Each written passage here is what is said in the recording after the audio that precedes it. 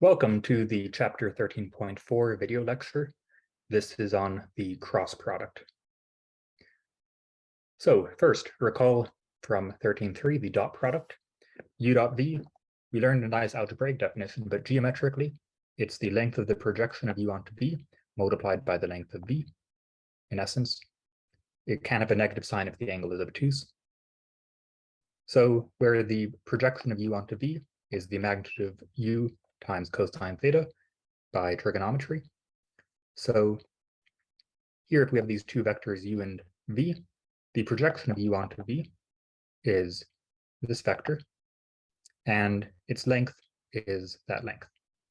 And that length is, again, the magnitude of u times cosine theta. And then the u dot v is therefore the magnitude of u times cosine theta in the case of theta acute.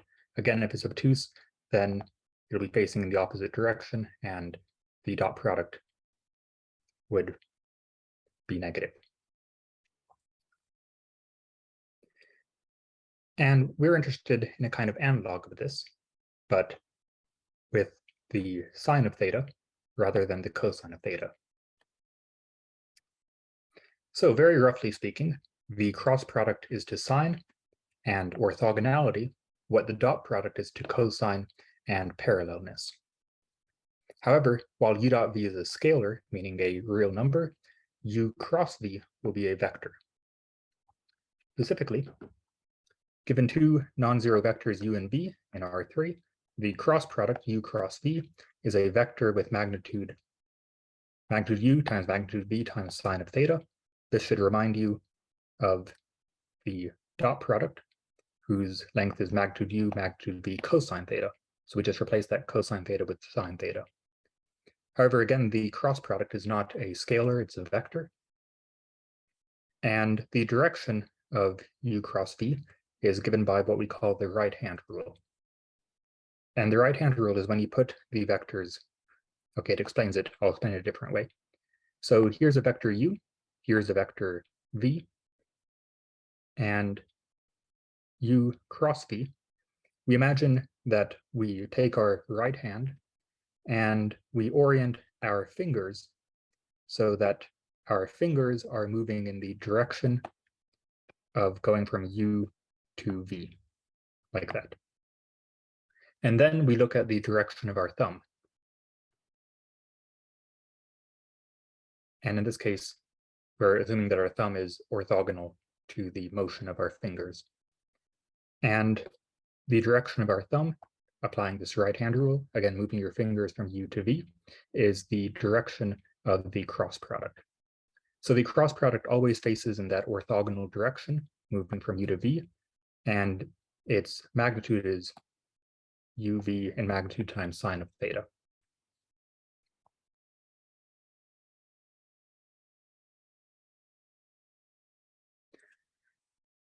And what is the meaning of this magnitude geometrically? Well, the magnitude of u cross v is the area of the parallelogram they form. Recall the parallelogram rule from vector addition. It corresponds to this parallelogram. And the area of this parallelogram is base times height. The base is the magnitude of u. The height is magnitude of v times sine of theta by trigonometry. So therefore, the cross product is of magnitude the area of the parallelogram u and v form, and direction always orthogonal to u and v, pointing in the direction given by the right-hand rule.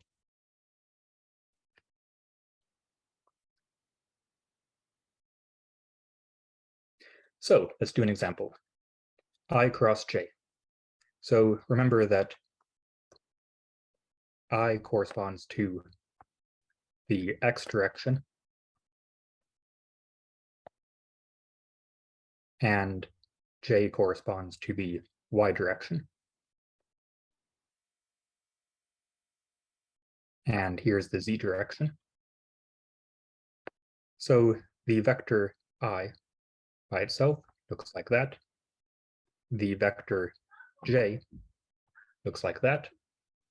And if we imagine taking So first, what is magnitude? Well, the parallelogram that they form is actually a square in this case because of right angles, and the area of that parallelogram, and again here the parallelogram is a special type of parallelogram named a square, is 1. It's a 1 by 1 square. So that will be the magnitude of the cross product, and its direction. So take your right hand, imagine curling your fingers moving from I to J, and your thumb will be pointing straight up. Oops. Thumb will be pointing straight up.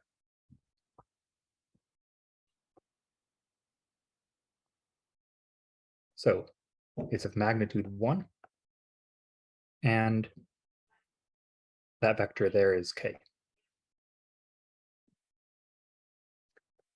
So I cross j is k.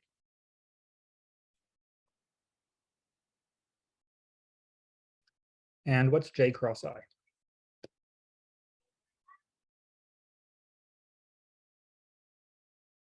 draw this again. So that was I cross j, but j cross I. So again, there's j, there's I. Once again, the area of the parallelogram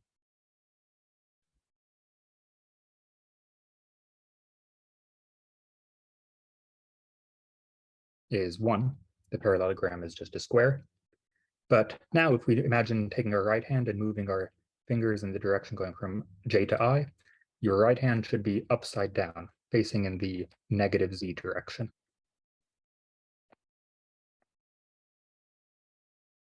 So that means that the cross product here will be negative k. Magnitude 1, right hand moving from j to I.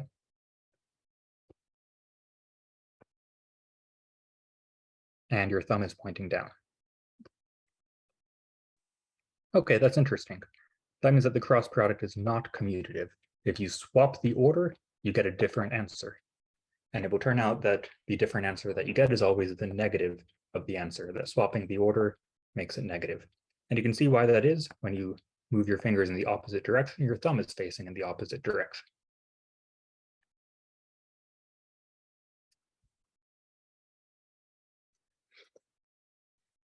So here are a couple more examples that I encourage you to verify with your right hand. K cross I. If your fingers curl, moving from K to I, your thumb will be pointing in the J direction, J. And I cross K, well, is similarly negative J. Your thumb will be pointing in the opposite direction if you switch the orientation of your hand to move from I to J. And in general, V cross W is negative W cross V. This property is known as anti-commutativity, because commutativity says that if you swap the order, you get the same thing. And here, if you swap the order, you get the negative of what you got before.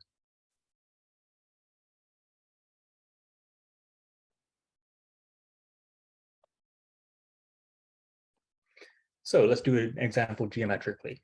And just as with the dot product, we'll soon see an algebraic definition. However, unlike the dot product, the algebraic definition here is not pretty, and it's kind of computationally laborious to compute, unfortunately, but very useful. So I plus 2j cross 3i. Let's do that.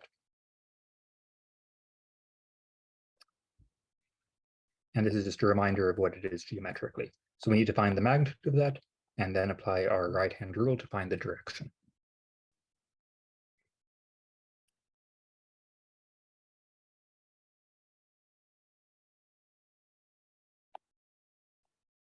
Okay, so here is our x, y, and z. I'm gonna make this bigger.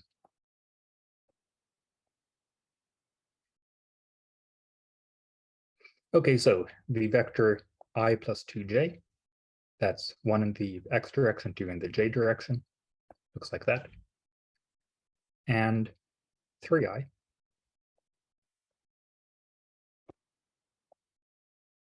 is that vector. So first, the area of this parallelogram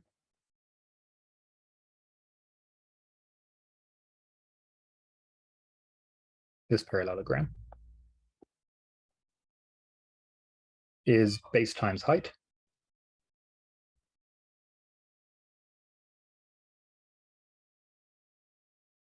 And the height of this is 2. And the length of the base is 3. So that means that the area of the parallelogram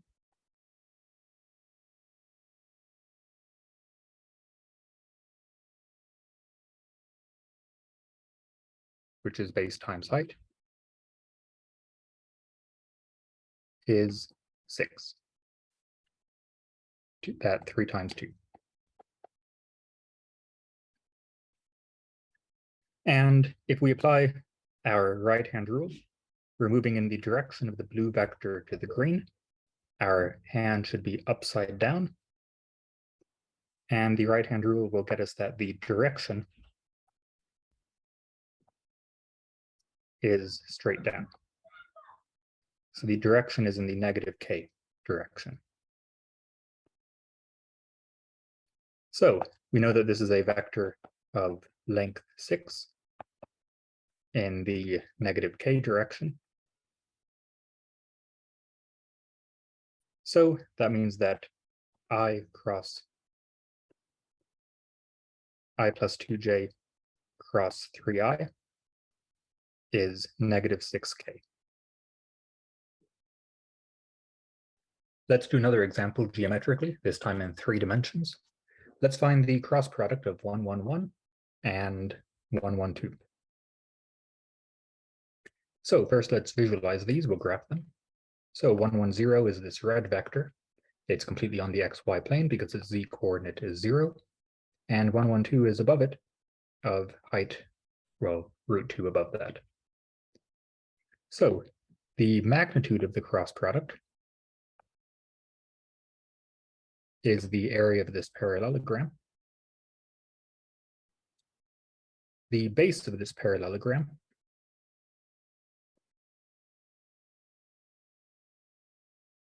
is of length. The square root of 1 squared plus 1 squared is 2 squared. I mean, the square root of 2 by the Pythagorean theorem.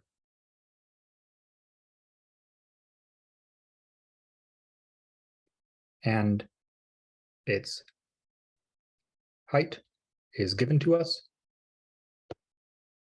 as the square root of 2. So the area of that parallelogram is its base times height, which is root 2 times root 2, which is 2. And now we need to find the direction of the cross product. And to do that, we do the right-hand rule. So take your right hand, move your fingers from the red vector to the blue vector, and your thumb should be pointing in this direction. And that direction is the direction of 1, negative 1, 0. It lies completely on the xy plane because it must be orthogonal to this red vector as well as the blue vector. And it's in this direction because on the xy plane, these two vectors are orthogonal, as you can see by taking their dot product. 1 times 1 plus negative 1 times 0 plus 0 is 0. And remember that the dot product is 0 if and only if the vectors are orthogonal. So we know that it is in the direction 1, -1, 0. So what we need is a vector in that direction of length 2.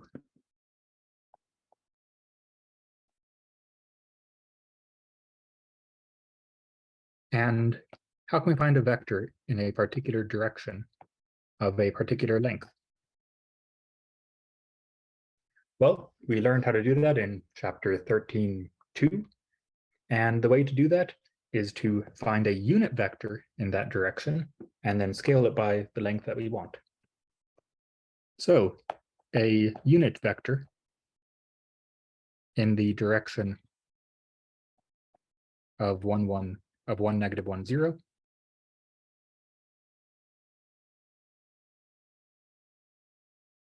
is 1, -1, 0 over its magnitude,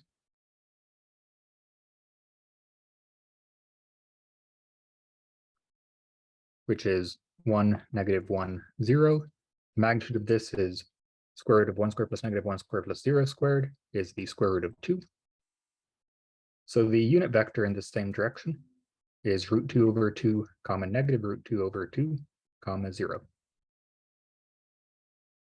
1 over root 2 is root 2 over 2. And now, to make this of length 2, the magnitude that we want, we just multiply it by 2.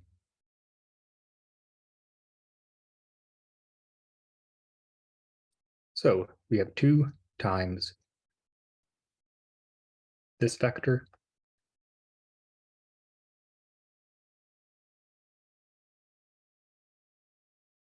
is root 2, comma negative root 2, comma 0 is the cross product.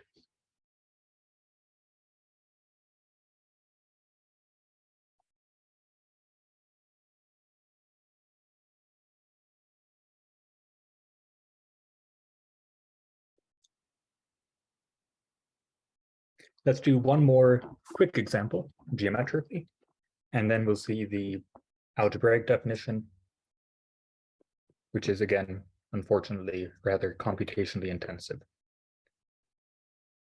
Let's find the cross product of 1, 2, 3 and 2, 4, 6.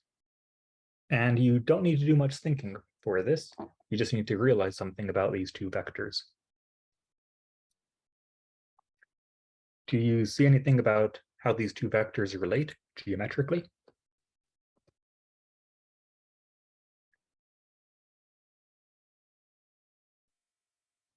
If you saw that the second vector is just 2 times the first vector, so they are parallel, then that's exactly right.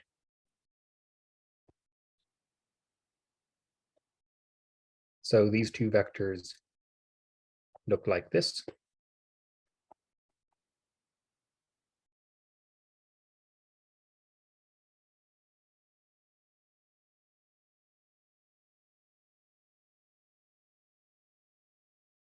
And that means that the area of the parallelogram that they form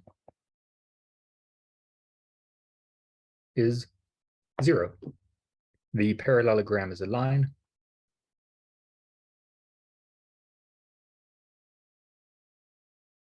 and a line, or a line segment more specifically, which has area 0.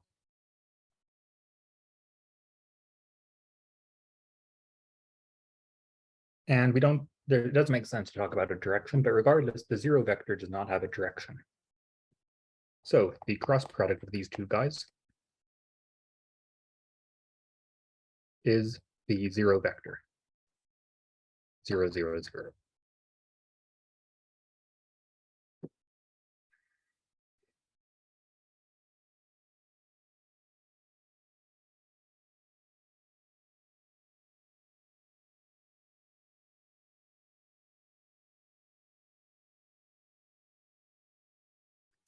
So Now we'll see some algebraic properties of the cross product. So just as the dot product behaved algebraically as we would hope it would, in the sense that it was commutative, distributive, associative, the cross product also obeys all of these properties except for one. And that one way in which it is not like ordinary multiplication is that it is not commutative, it is anti-commutative. So ordinary multiplication, a times b is b times a. The cross product, u times v, is negative v times u. And recall that that's because if by the right-hand rule, if you switch the direction of, or switch your order of u and v, you have to turn your right hand upside down, and the resulting direction is, well, the opposite direction as before, the negative direction. Other than that, it behaves like multiplication. So you can pull out scalars, au cross av, au cross bv is ab times u cross v, just pulling out those scalars, same as ordinary multiplication. It's distributive, u cross v plus w, the u distributes to both components, and that's the same as u cross v plus u cross w, and that also applies if the w is on the right. U plus v cross w is u cross w plus v cross w. And if you think hard enough about this geometrically, you can see it. But regardless, it will follow from the algebraic definition we'll see shortly. Whereby shortly, I mean now. Actually, before we see the algebraic definition, we need to learn about the determinant of a matrix. I warned you that the algebraic definition of a dot product will be ugly. So first, given a 2 by 2 matrix, a matrix being just an array of numbers, for example, 1, 2, -4, 3, is a 2 by 2 matrix, just as an example. So A, B, C, D, if those are your elements of your 2 by 2 matrix, its determinant is AD minus BC. And the way that I think of this and remember it is it's the main diagonal, so A times D, minus the other diagonal, which is B times C. So main diagonal minus other diagonal.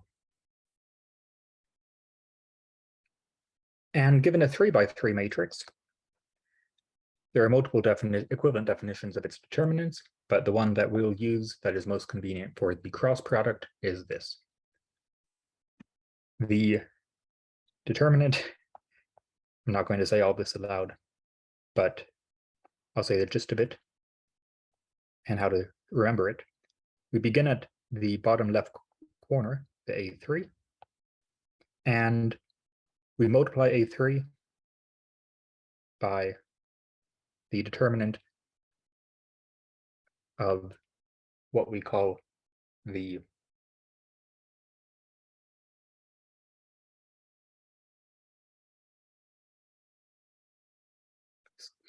submatrix that is obtained by deleting the row and column in which A3 resides.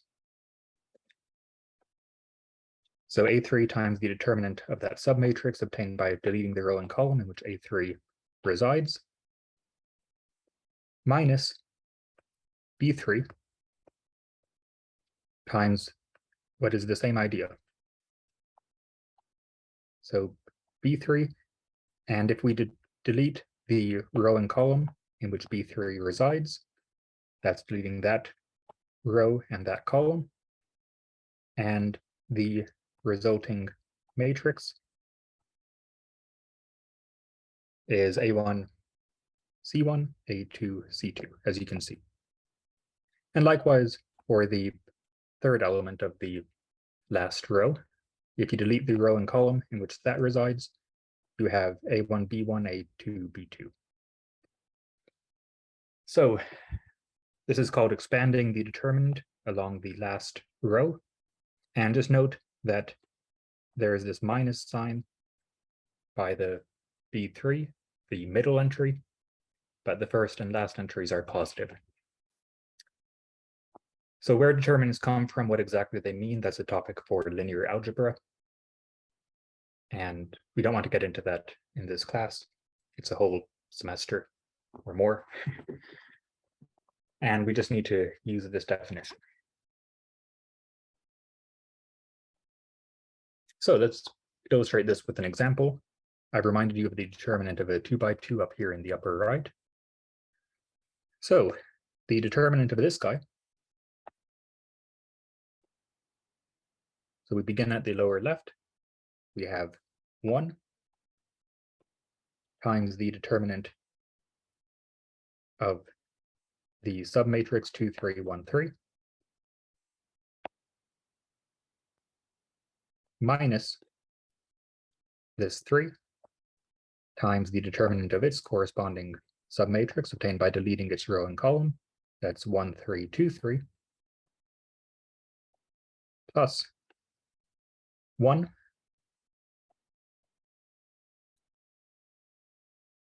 times the matrix obtained by deleting its row and column. That leaves 1, 2, 2, 1.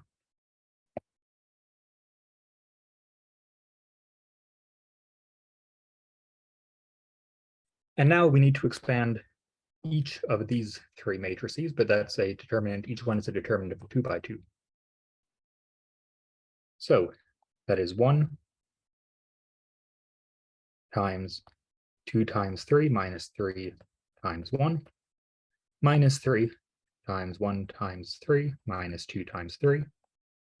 Again, determinant of a 2x2 is main diagonal minus other diagonal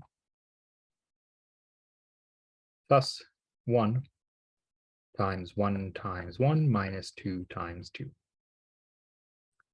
And now it's just a matter of computing that. So what is this? That is 6 minus 3 is 3.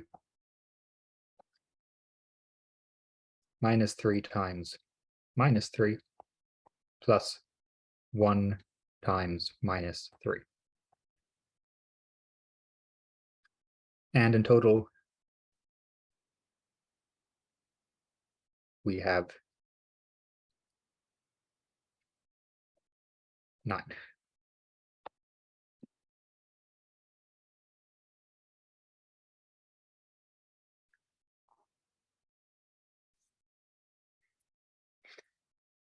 Okay, now we'll show the derivation of the cross product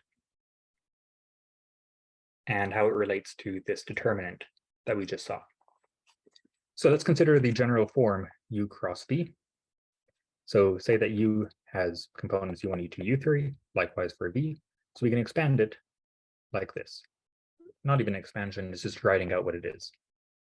And then we apply the distributive property to all of these. So for example, it's foiling it out. This is foiling it out. Think of it as foiling ordinary algebraic expressions. So the first part of that FOIL is U1I cross V1I is this. Another part of that FOIL is U2. Let me go in order. Is U1I cross V2J. That's this. We can always pull out these constants by associativity, etc.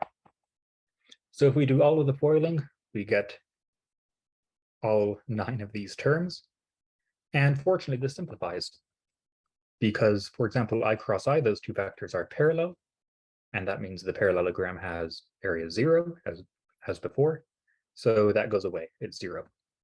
And for the other components, we can compute it using what we did earlier. So I cross J, as you'll recall, is K. I cross K is negative J, just use your right-hand rule, etc. And then what we can do is gather together all like terms. So, for example, this K part plus that K part, you can pull out the minus sign, then that's U1 V2 minus U2 V1. And that's this coefficient of K right there. And likewise with gathering the J terms and the I terms. But you will recognize each of these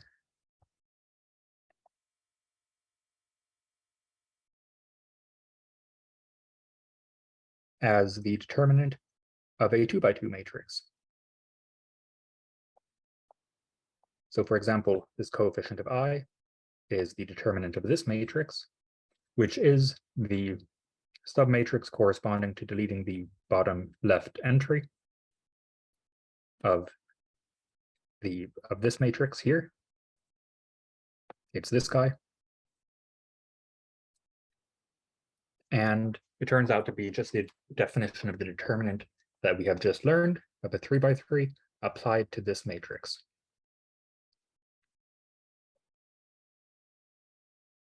So that is our algebraic definition of the cross product. U cross V is we take the components of U, put them in the first row, take the components of V, put them in the second row, and take I, J, and K and put them in the last row.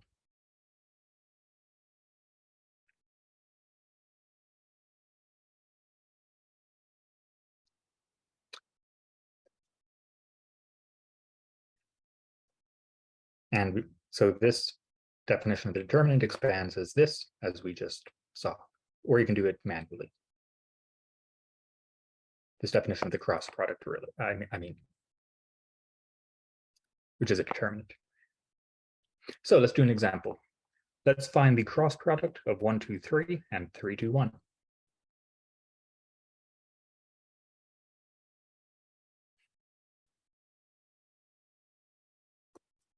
So this cross product is the determinant of this matrix, and we expand that out.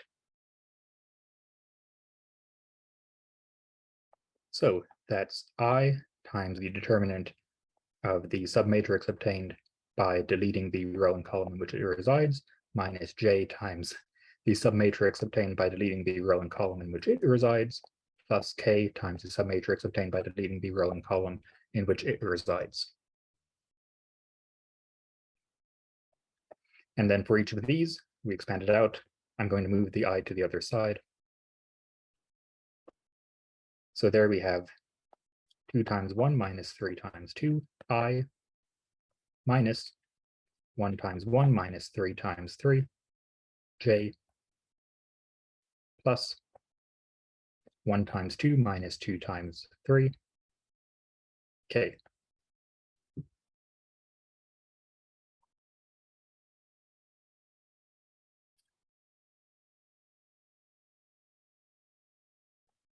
So that is minus 4I plus 8J minus 4K. And we can rewrite that in our other notation as -4, 8, -4.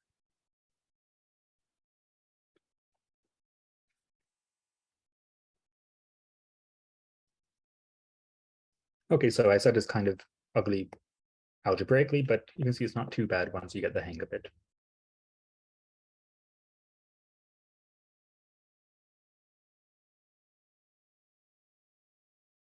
And it has some cool applications. So in our dot product section, we saw how we could use the dot product to find the angle between two vectors. Well, with the cross product, because it kind of corresponds to the area and magnitude, not kind of, it is the area and magnitude of the corresponding parallelogram, we can use it to find the areas of triangles with arbitrary vertices. So for example, let's find the area of the triangle with vertices 1, 2, 3, 2, 3, 5, and 4, 5, 5. So we can visualize this as follows. Let's imagine that this point here is 1, 2, 3. Let's imagine that this point here is 2, 3, 5. And let's imagine that this point here is 4, 5, 5. Now, the area of the triangle that they form, well, let's draw out that triangle. It is this triangle right there. And the area of that triangle, as you can see, is half the area of the parallelogram. And we know that the area of the parallelogram is the magnitude of the cross product of this vector v and this vector u. And that vector v is 235 minus 123,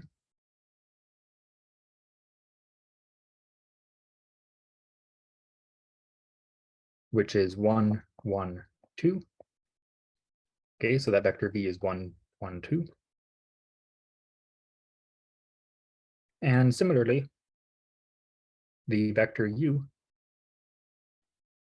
is 4, 5, 5 minus 1, 2, 3 is 3, 3, 2.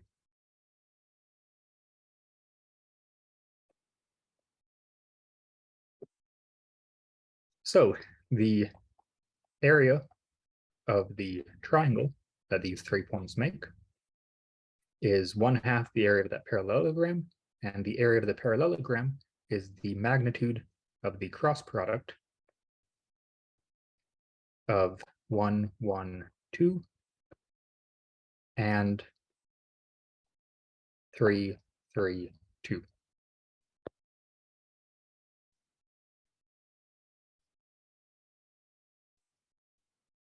So to find the area of this triangle, we just need to compute this.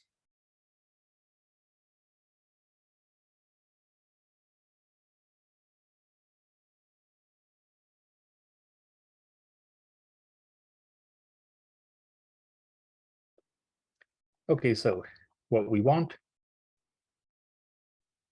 is 1/2 this guy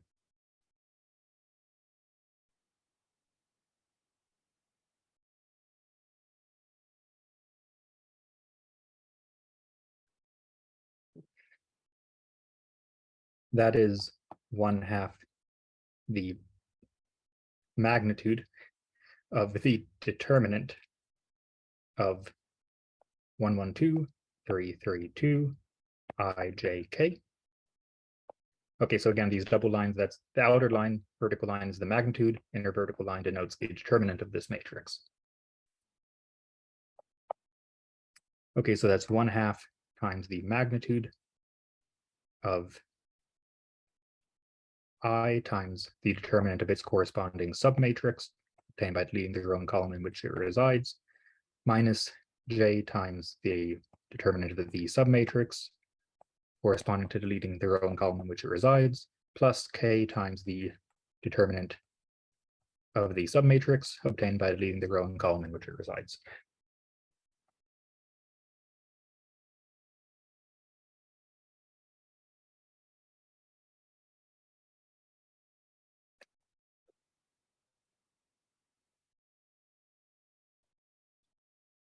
Okay, so expanding that out, 1 times 2 minus 2 times 3. Maybe I should still write this out. Okay, so we have 1 times 2 minus 2 times 3 I minus 1 times 2 minus 2 times 3 j plus 1 times 3 minus 3 times 1 k. Remember, where 2 by 2 is this main diagonal and product minus the product of the other diagonal.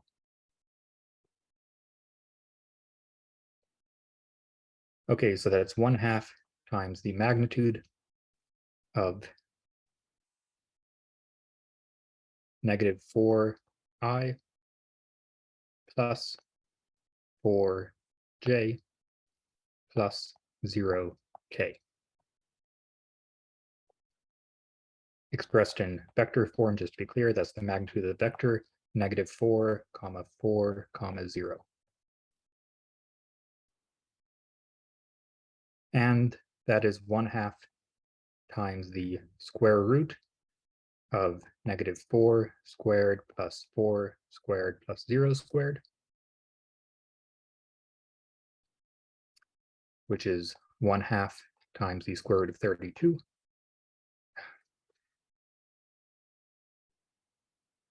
Root 32, that's root 2 times 16. Square root of 16 is 4. So we can pull out that 4. That is 4/2 root 2. And we wind up with 2 root 2 is the area of that triangle.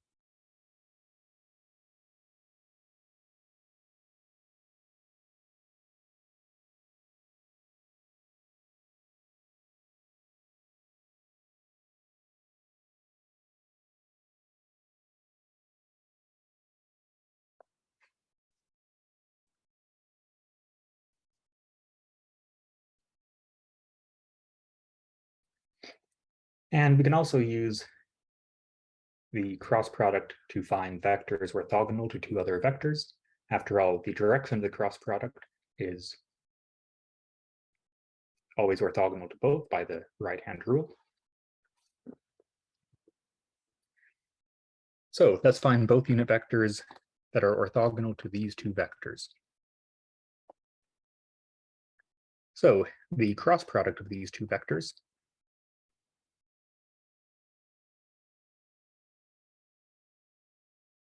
that's the determinant of the matrix 1 minus 1, 2, 1, 2 minus 2, I, j, k.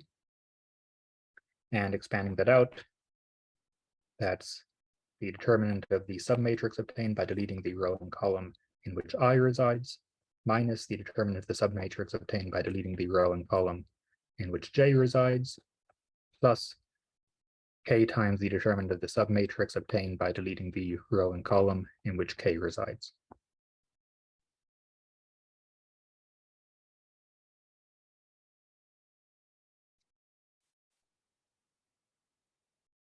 Okay, so that's -1 times -2, minus 2 times 2, I, minus 1 times -2, minus 2 times 1, j, plus 1 times 2 minus -1 times 1, k. And that is -2i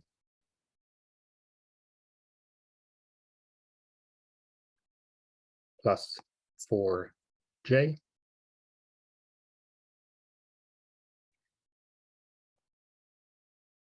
plus 3k, i.e. -2, 4, 3. Now, a unit vector in this direction, the problem, remember, asks for unit vectors orthogonal to these two. We know that this vector is orthogonal to both. The cross product of two vectors is always orthogonal to both. That's its definition, really. And the unit vector in this direction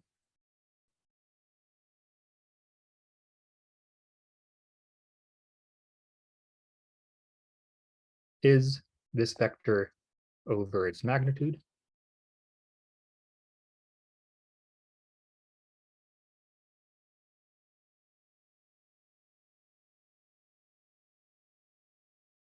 The magnitude of this vector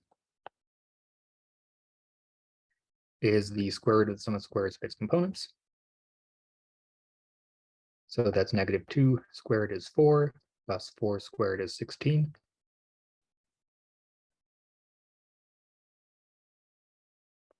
Plus 3 squared is a total of 29. So we have 1 over root 29 times -2, 4, 3.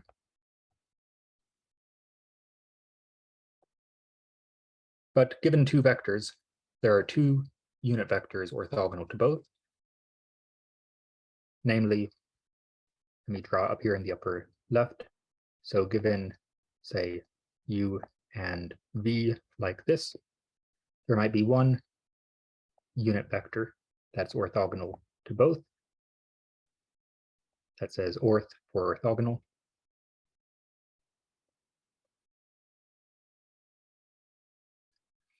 And the other unit vector, orthogonal to both, is facing in the opposite direction.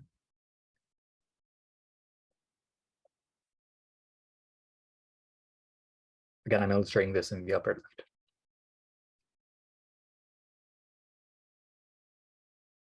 So the two unit vectors orthogonal to both of these vectors is plus or minus 1 over root 29 times negative 2, 4, 3.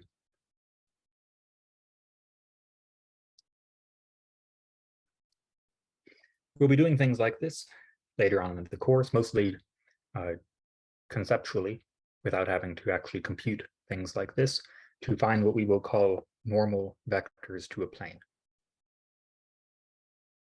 We'll essentially find a normal vector to a plane by taking two vectors that are locally linear to that plane, taking their cross product and what we'll call normalizing them to be of unit length, and this will be the normal vector to the plane. A vector of length 1 that is orthogonal to the plane. This will turn out to be very useful.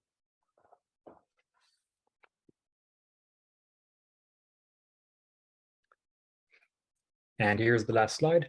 This slide is just motivating this with some physical examples in physics of where the cross product turns up and it's useful. So imagine that you have a wrench and you are screwing down some bolt nut, and you exert a certain force against the edge of the wrench. And the torque, as is defined, is the force vector that is orthogonal to the radius times that radius. And this is the whole point of a wrench. You can't, it's difficult to screw down this nut with just your bare hands, but the wrench allows you to exert a greater torque by extending the radius away from that nut. And if we imagine that our force vector were completely at a right angle, then it would just be the magnitude of that force vector times the radius. But if our force vector is not, then what we need to do is orthogonally project that force vector onto the direction orthogonal to the radius vector, and then multiply that by the radius. But that process is exactly what the geometric definition of the cross product is in magnitude. And by custom and also utility, we define the torque to have a direction, and that direction is given by the right-hand rule applied to your R and your force.